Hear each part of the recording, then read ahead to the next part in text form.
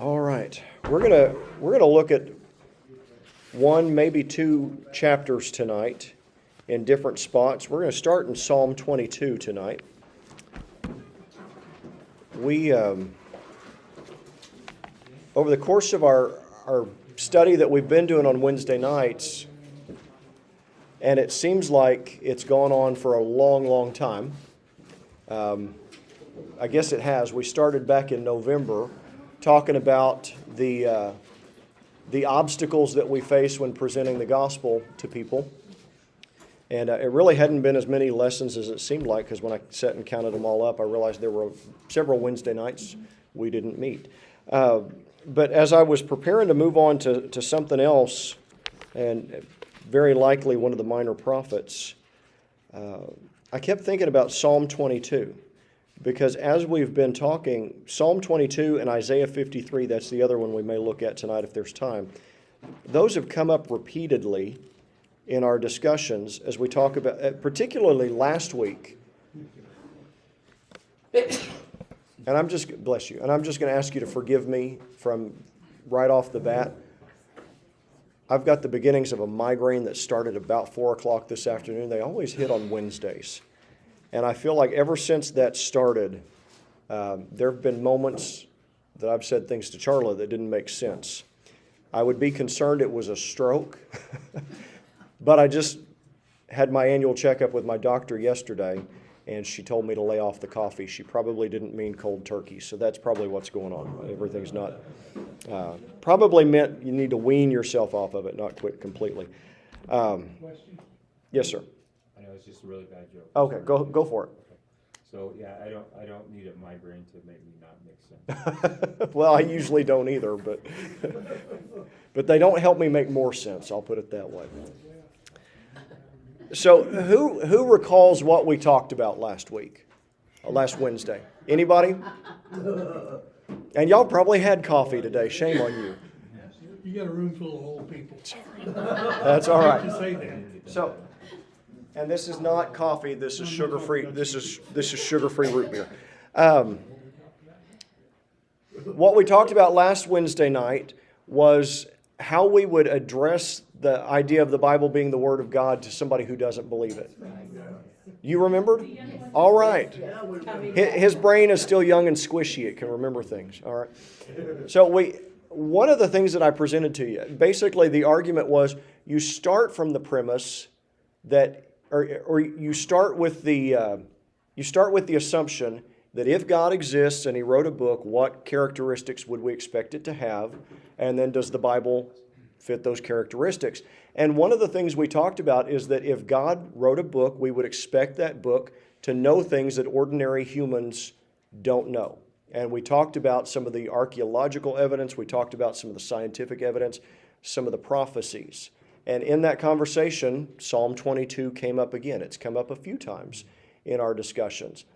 And thinking about that and how I've referred repeatedly to those two chapters, Psalm 22 and Isaiah 53, I realized I don't think we've ever done a study just on those. So tonight, before we go on to anything else, like I said, I think we'll probably go into one of the minor prophets next. But before we go into anything else, I wanted to just take a night and look at those Old Testament chapters that really point strongly to the crucifixion of Jesus, that really strongly foretold His coming.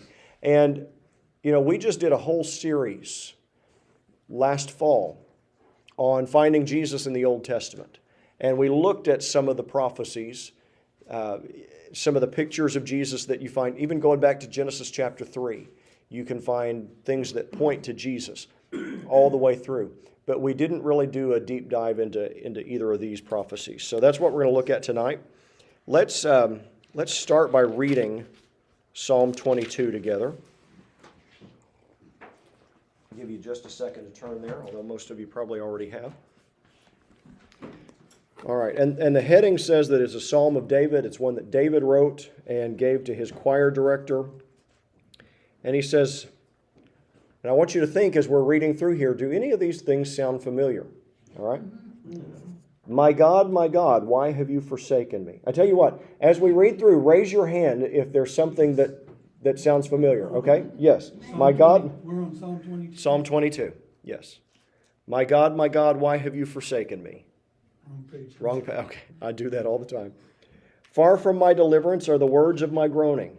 Oh, my God, I cry by day, but you do not answer, and by night, but I have no rest. Yet you are holy. O you who are enthroned upon the praises of Israel. In you our fathers trusted, they trusted, and you delivered them.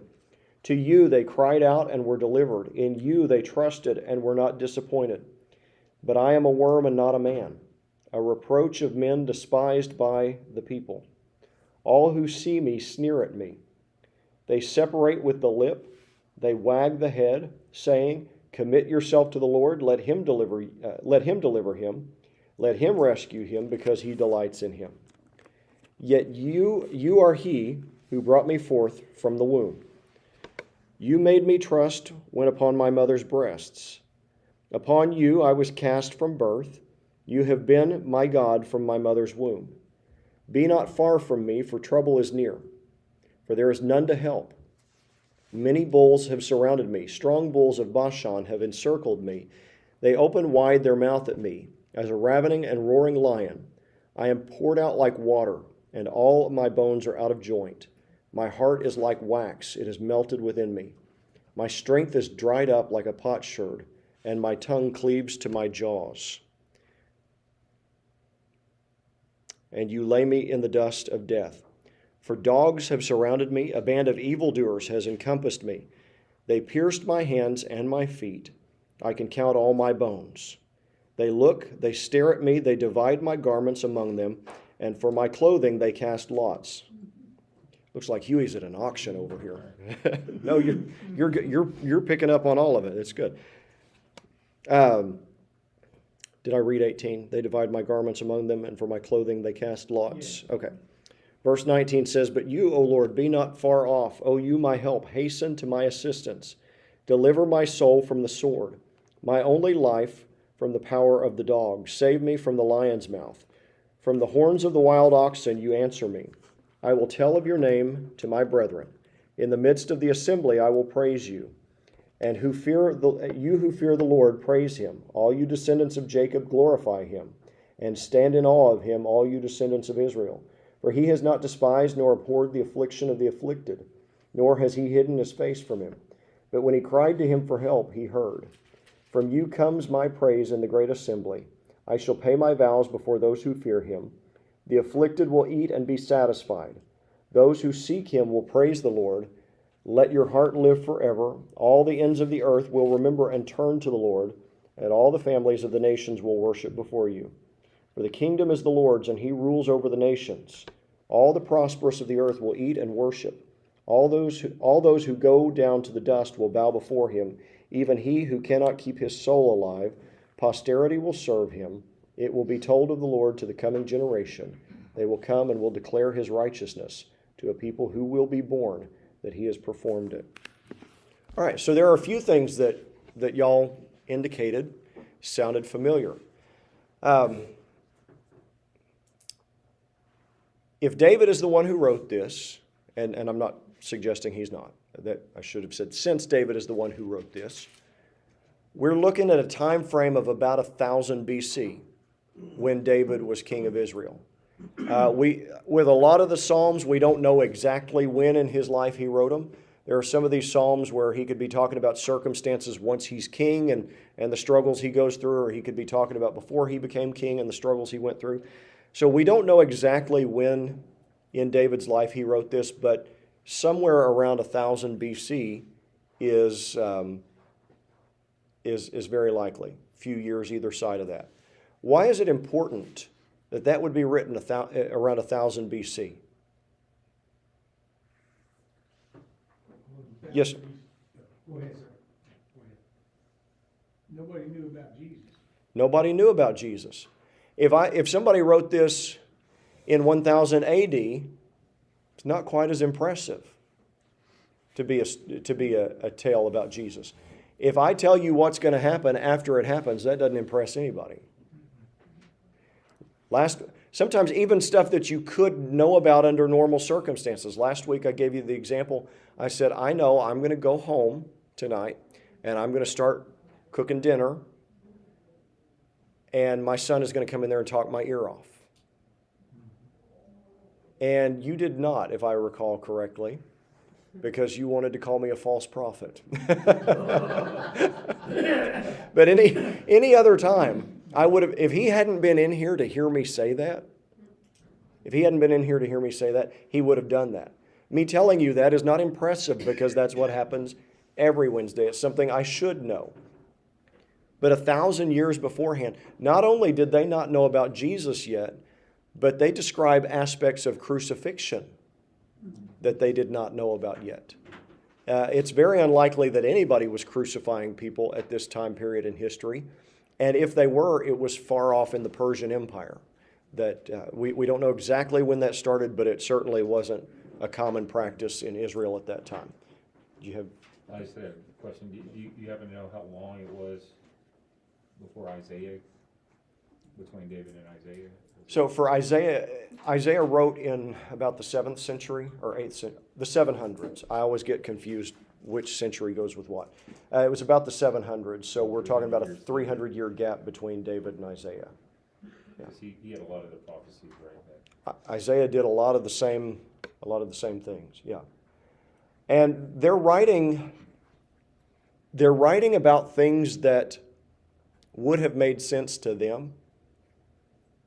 I'm not sure David fully understood that he was writing about something that would happen 1,000 years later. I think he's using words, as the Holy Spirit inspired, he's using words that would have applied directly to a situation that he was writing about in his life, but not realizing that God is, I hate even using the word clever because it doesn't begin to describe who God is, but I don't have better adjectives. God is clever enough to walk and chew gum at the same time, so God can inspire a psalm that's about something David is dealing with around 1000 BC, and it also perfectly describes what Jesus was going to go through 1,000 years later.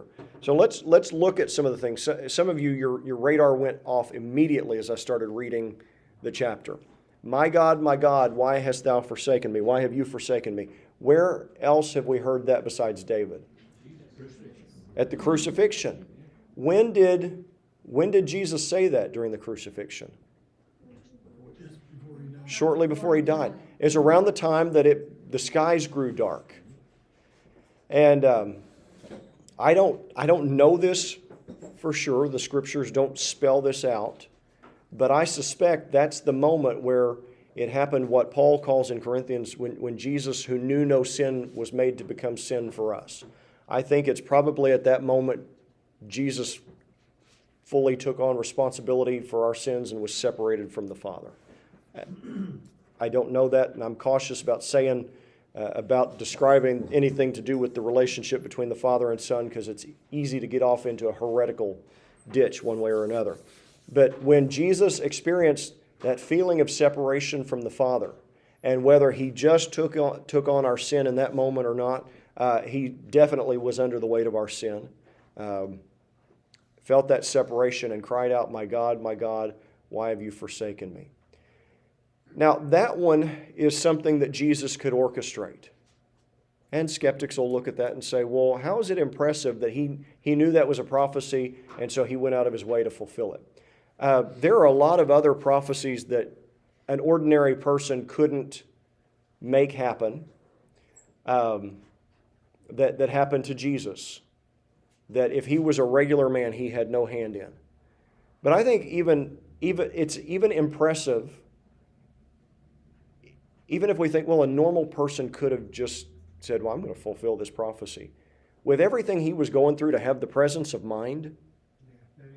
Yeah, no, you've got me nailed to a cross. The last thing on my mind is, hey, I remember that from Psalm 22. Let me make sure I say it real quick. But he was Jesus. He's Jesus, yeah. And it was eating. Yes, absolutely. And that's my point. These are not things that an ordinary person would do, even if an ordinary person could do them. So he fulfills that prophecy. He said these very words from the cross in Matthew 27:46 and Mark 15:43. The next one, the next little bit of verse 1 and into verse 2, It says, far from my deliverance are the words of my groaning. So he's saying, I'm crying out, and yet I'm still going through what I'm going through. I'm not being delivered from this. Okay? And he says, I cry by day, and you do not answer, and by night, but I have no rest. What is that? In Jesus' context, what would that be describing?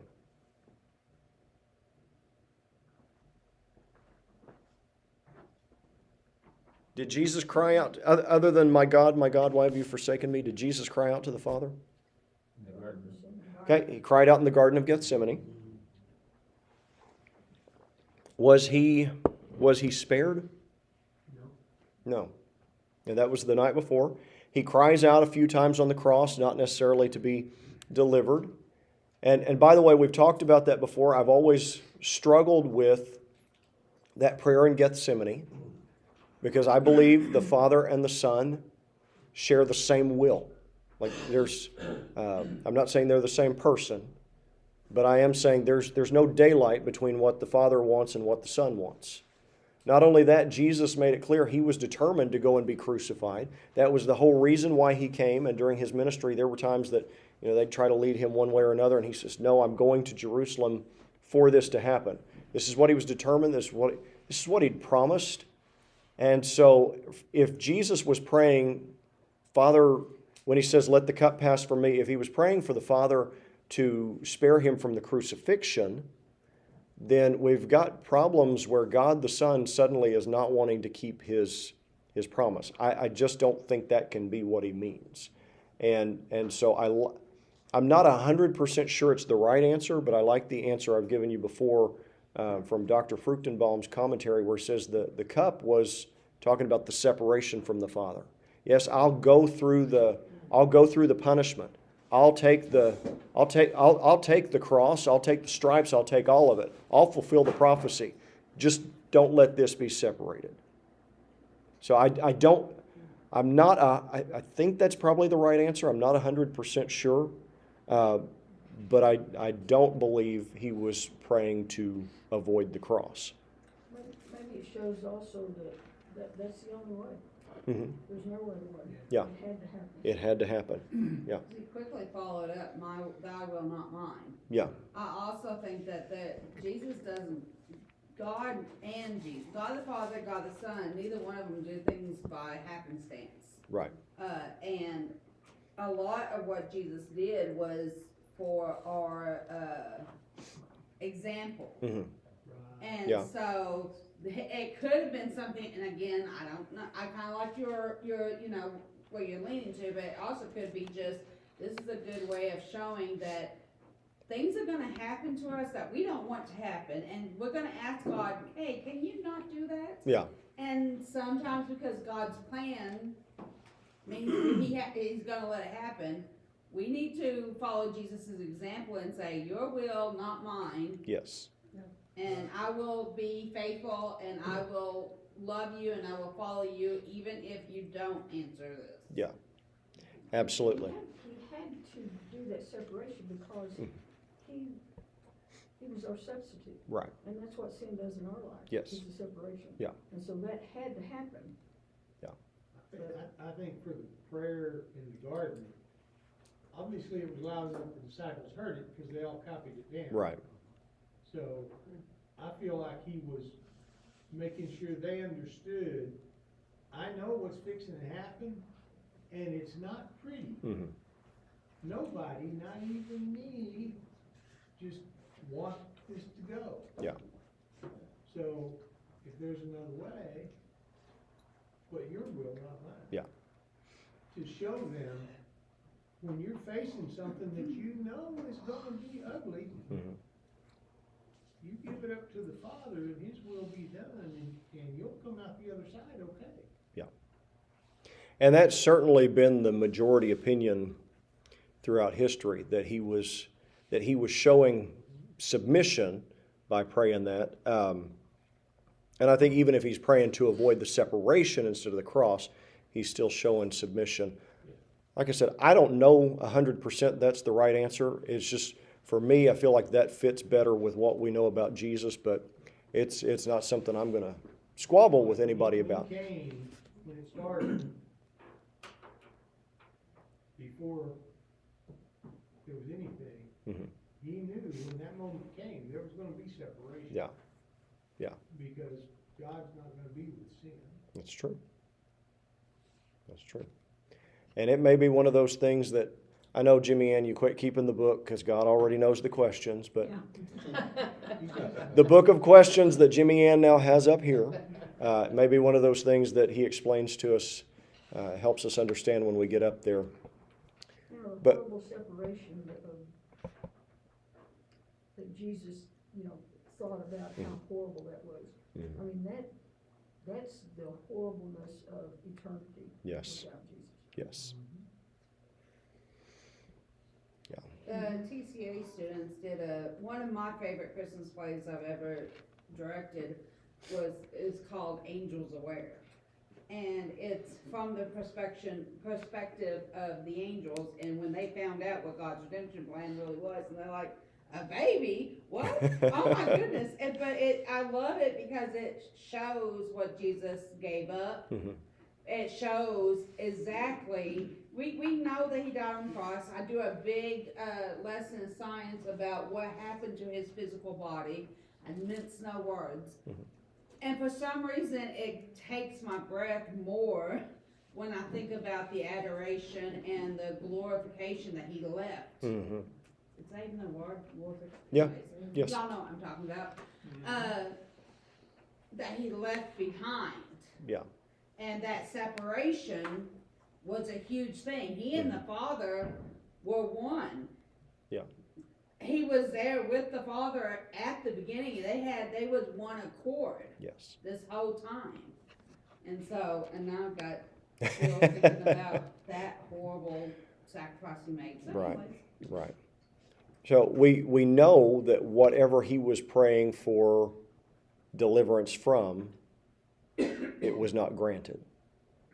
And that's where Psalm 22 says, I've cried out to you day and night, but you do not answer, and by night I have no rest.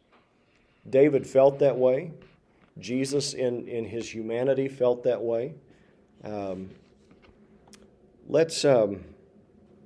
noticed here that even as I was reading through it, there's some things that I thought I put in my notes but I didn't. The next thing I've got is verse 6. But I'm a worm and not a man, a reproach of men and despised by the people. Now, this doesn't mean that somebody was literally a worm. It's one of those names you call people as an offense. People still even will call somebody else a worm if they're trying to insult them. One of the Hebrew words in the commentary said it meant maggot. And I've never been in the military, but I've seen enough movies about boot camp where the drill sergeants use those names. Is that accurate? Do they still do that? Yeah, Or- They don't do it it's anymore. a kinder, gentler. It's a kinder, gentler army. Okay. A whole lot, yeah. That's an interesting way to put it.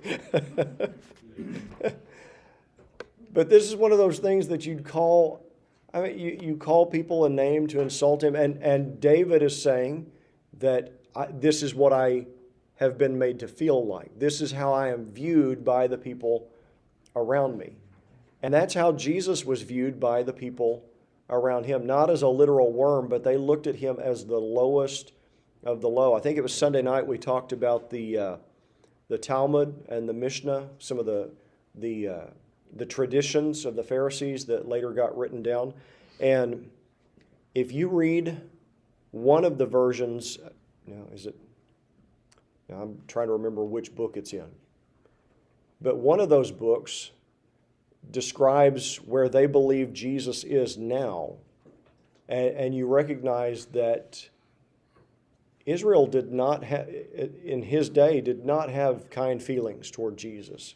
He was not well thought of outside of his circle of followers. You can see that in the fact that they crucified him. But there was almost a lingering bitterness among the religious leaders that they just absolutely despised him even after his death. And so the description that he would be viewed as a worm and not a man fits with what they thought of him.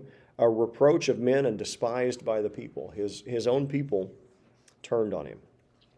And Luke 27 describes, I'm sorry, there's not a Luke 27. There's only 24 in Luke. I probably meant chapter 23.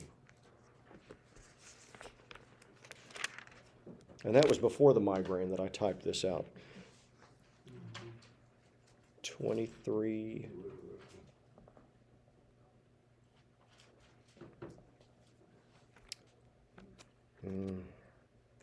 Maybe it was supposed to be Matthew. Anyway, I'll find the reference later. But you can see by the reactions of the people as they walked by when he was on the cross that they viewed him with contempt.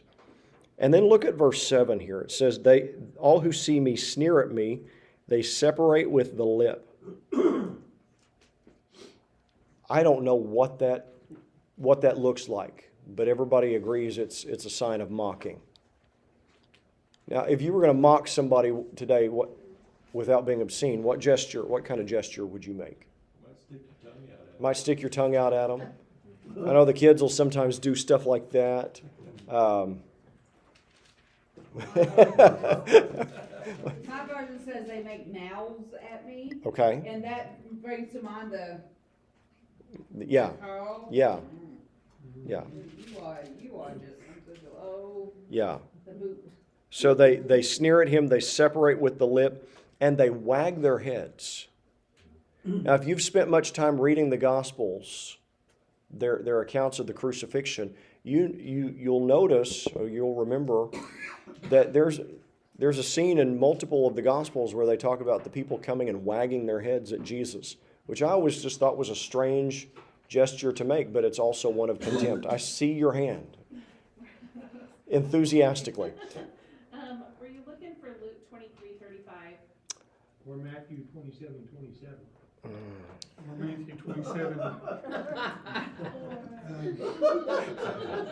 Forget the wag. It's just 39 through 44. okay. My answer is yes, because it's all over the Gospels. They looked at him with contempt. What I have written is Luke 27:39 through 44. It's Matthew. So it's Matthew. Okay, I was going to say I've got to just figure out one of those things is wrong. But as soon as I said that Luke 27, I thought, wait, Luke only goes to 24. But the fact that y'all found so many things that point to the way Jesus was despised only proves the point. But I think yours is probably right. Yeah, Matthew 27:39 says, people walk by and wag their heads. Yes. Yes. And they acted, Luke 23:35 describes the wagging of the head as well, unless I got that one written down wrong too. But they walk by, they wag their head. I've never seen, I can't think of an example of somebody wagging their head like this. Okay, go ahead. Teachers do it all the time. Teachers do it all the time. I can't believe that student did that. Oh, that Oh, kind my of stars. that kind of head wag. Okay, I could see that. Okay. Okay. See, I don't think of that as a head wag, but I get that. Okay. So the polite Southern way to do that is bless your heart. Bless your heart. Okay. At the southern turn. I don't think they were trying to be that polite. At the southern turn. Yeah. Bless your heart. Yes. Yes, it is. It's not as polite as it sounds if you really come south. New King James has, What Sean Paris says. they shoot out the bed, they shake their head, So they're which is a physical gesture often associated with sneering and mocking. yeah. So they're kind of going like looking at him with contempt. And then they say, so they're wagging the head, and then according to verse 8, they say, commit yourself to the Lord, that sounds like a nice thing. That sounds like something we might write in somebody's graduation card, right? Commit yourself to the Lord. No, it's an insult here. Commit yourself to the Lord. Let him deliver him. Let him rescue him because he delights in him. That's one of the things that the crowds said at the cross. As he's crying out, they're saying, oh, let the Lord rescue him. if he and the Lord are, and I'm paraphrasing here, but if he and the Lord are so tight, let the Lord come and rescue him. Yeah, Just climb down off the cross, rescue yourself. come down off that cross. Yeah, A more contemptuous way of what they said to him in NASB, physician, heal thyself. yes. Yeah. Well, we studied that a few weeks ago. I don't know if you were here, but what they were telling him was, with physician, heal yourself, we want to see proof. Yep. Yeah. That's another one of those things that I never understood till we started studying it verse by verse. All right, so we see they are, without realizing it probably, David here is describing the crucifixion of Jesus. Now there's some things that didn't make it into my notes, but he talks about being, in verses 9 and 10, being committed to the Lord from when he was in his mother's womb. Absolutely.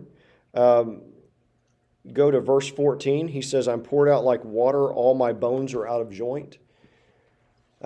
Last year, shortly before Easter on a Wednesday night, I did a presentation on the physical effects of crucifixion and what Jesus would have gone through. And one of the things that made crucifixion so difficult is that you were held in place by nails that were driven into this area right here, and then your entire body weight was made to be supported on those so that bones would get pulled out of joint and out of socket.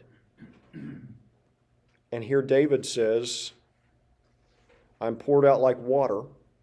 So that's the idea of somebody being slumped over on the cross. I'm poured out like water, and all my bones are out of joint. I don't know. This is another one of those I'm not 100% sure about. But I suspect when he says, my heart is like wax, it's melted within me, that spear that was driven up through Jesus' side burst the heart and the pericardial sac, and everything spilled out. Go to verse 15. My strength is dried up like a potsherd. So he was left without any strength at all. That's part of what killed somebody on the cross. A strange thing about crucifixion is it's hard to pinpoint what the exact cause of death is, because it may be different for different people. It's just a matter of you've been inflicted with all of these massive traumatic injuries, and which one is going to get you first. But one of the things that contributes to death by crucifixion, one of the things that will hasten that, is just the sheer exhaustion of being made to pull up to breathe and being held in what would basically be called a stress position for hours at a time. You're exhausted, and especially as you get to the end of the crucifixion, one of the major causes of death is asphyxiation, where you suffocate because you no longer have the strength to pull yourself up to breathe. They pierce the wrist, they pierce a major nerve. Yes. And that, even if they had have taken out the nail after they pierced it, that would have caused constant excruciating pain. Yes. Just up and down, and then to have to use those arms while Yeah.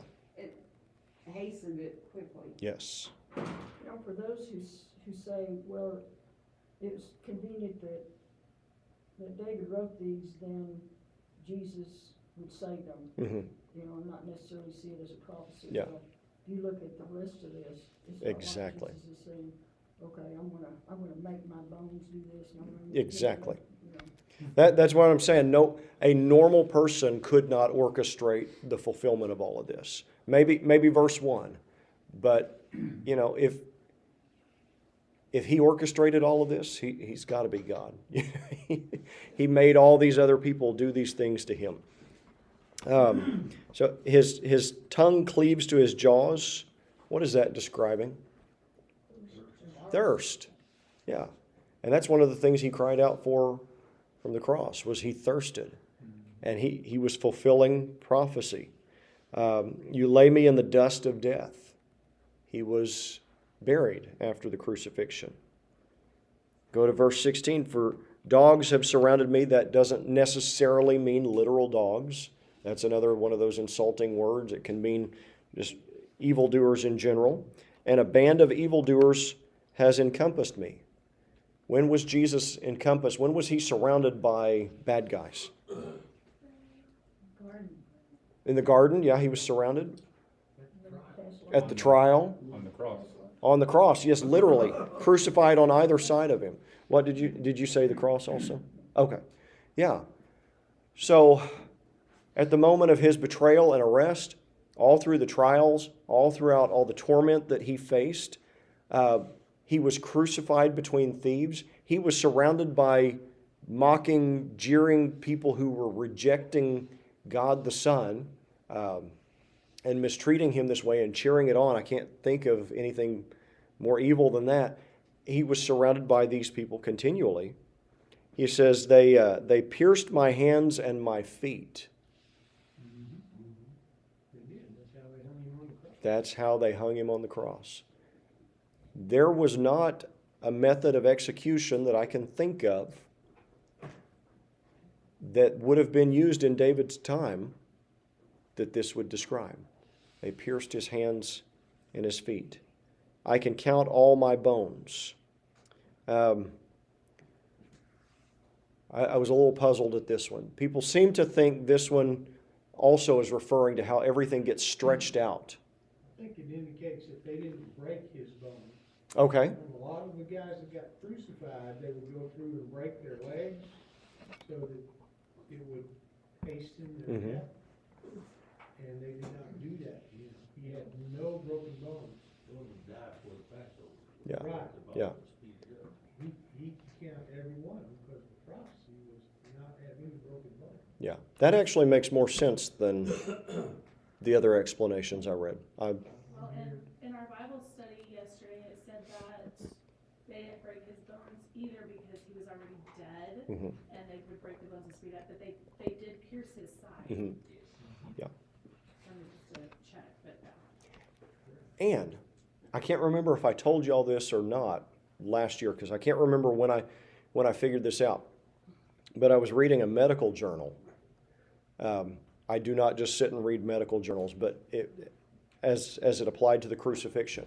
I was trying to figure out the blood and water thing because people were saying, oh, the water would come out first. It's the pericardial sac. And people have tried to explain that, oh, John was being theological. He was doing this, doing that. When you die and your heart stops pumping, the red blood cells, they're called erythrocytes, are heavier than the plasma in the blood, and they will sink to the lowest spot as gravity works on them. That takes a little bit of time. The process is called livor mortis, and it's the separation of the blood. It starts about 30 to 45 minutes in.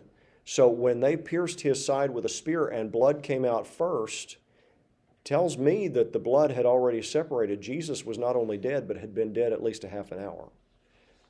The reason why that's important is because every few years the swoon theory comes around that Jesus didn't actually die, he just was close to death and somehow magically got better without any medical attention for 3 days in a tomb. Well, as soon as they pierced his side with the spear, if you ever been stabbed, but there's instant bleeding. Mhm. And then as that continued on to reach the sac, then the water would flow. Yeah. Yeah. And you don't survive that wound that they're describing either. So Not back then. yeah, no. Well, I mean, somebody thrusts a spear up through your heart today, you don't survive that. I don't. Maybe if you're in the OR. Maybe. But it not only proves that he was dead, but he'd been dead a little while. So I just thought that was interesting when I came across that article on livor mortis and thought, well, that explains it. But yeah, I like that about the counting the bones. They stare at me. The Gospels describe that this was a spectacle for people. They made a day of this. They came out to watch the guy on the cross. They stare at me. They divide my garments among them, and for my clothing they cast lots. Where have we heard that? The soldiers. They came out and yes. And then from there, it does tend to be a little more obscure. It tends to be more about David. But some people will point to verse 31 and say they will come and declare his righteousness to a people who will be born, that he has performed it. And that phrasing, with that phrasing, it's not immediately obvious what people are seeing there, but basically saying that he has finished what he set out to do. And if that's what that means, then what is the last thing that Jesus declared on the cross? It is finished. And some others have said, well, it could refer to what the Father promised to do. Well, when the crucifixion was completed, what is it the Father told us was the next thing was going to happen? He's going to be back. And he did that too. So, I think, when we started this series, I gave you what would I say would be my argument to somebody if they said, why do you believe Christianity is true? Why do you believe Jesus is who he says he is?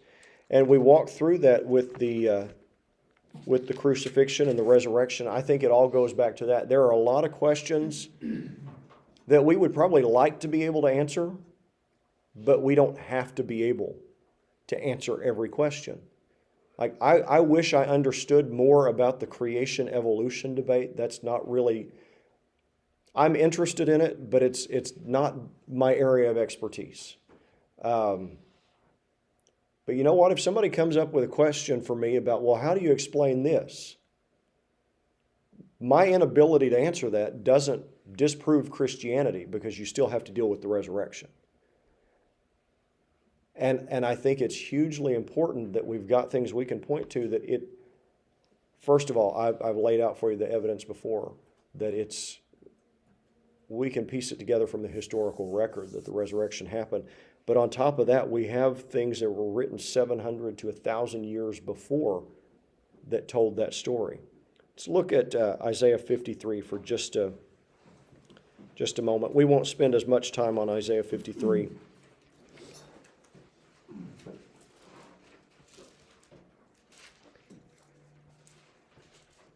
But let's start about midway through verse 2.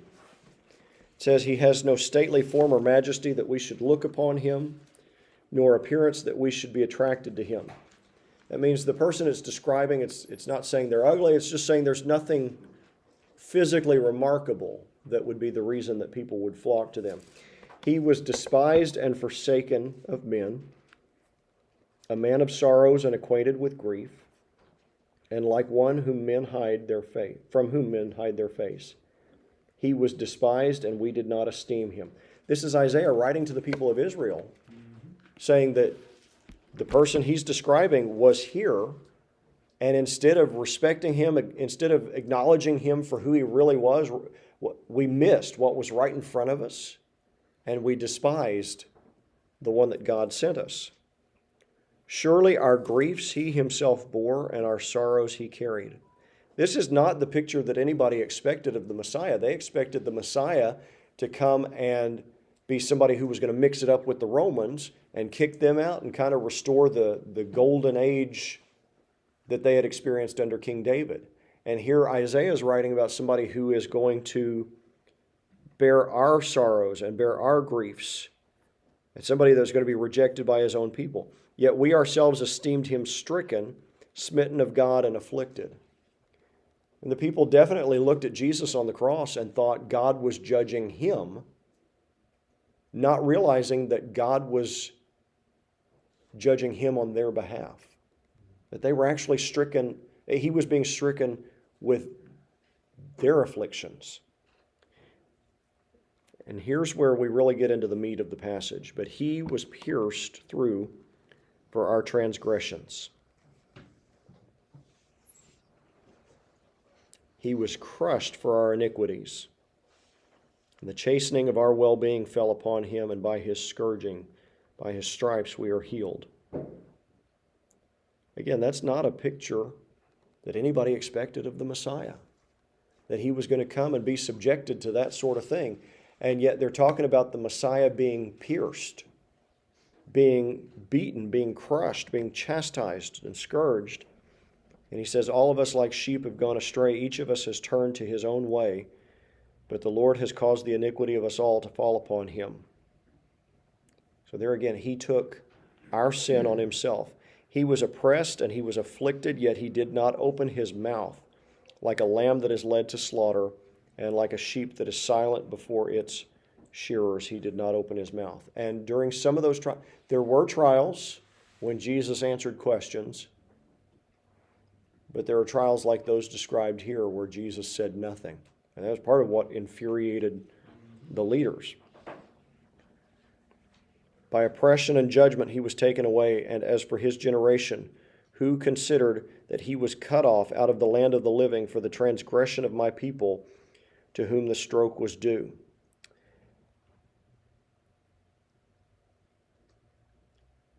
And I had not seen this before. I was not aware of this before last week. You know, I've taught on Isaiah 53 a few times. But there was a man that I believe was a rabbi and then converted to follow Jesus, who pointed to something else that Isaiah says about the temple, and said that if you read it in that context, when it says the Messiah was cut off, the Messiah would have had to have been cut off before the destruction of the temple. The temple was destroyed in AD 70. What Messiah claimant is there who fits this description and was pierced through and was cut off before AD 70? There's only one. There's only one. And so I just go back again to the fact that you may not ever have an opportunity to walk somebody all the way through what we've discussed tonight, Psalm 22, Isaiah 53. But these are really helpful to keep in mind, especially if you're having a conversation with somebody. Well, why should I believe that? Well, 1,000 years before, 700 years before, prophets described the crucifixion of Jesus. Tell them where it's found. Tell them they can look it up for themselves, even if they don't look it up right then. That may come to their minds later on. It's right there. He told us what was going to happen. And it's one of those things that somebody didn't travel back in time and make it up. It's right there, and it spells out for us almost in as much detail as the Gospels do, as far as what he went through for us. So, questions, comments, anything to add?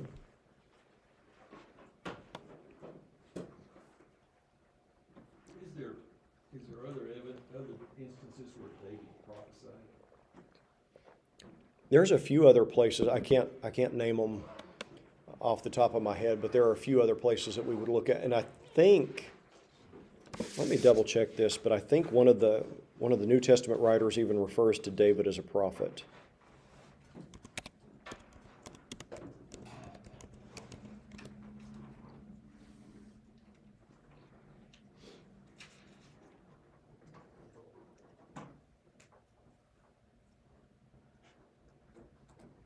I'm not seeing it.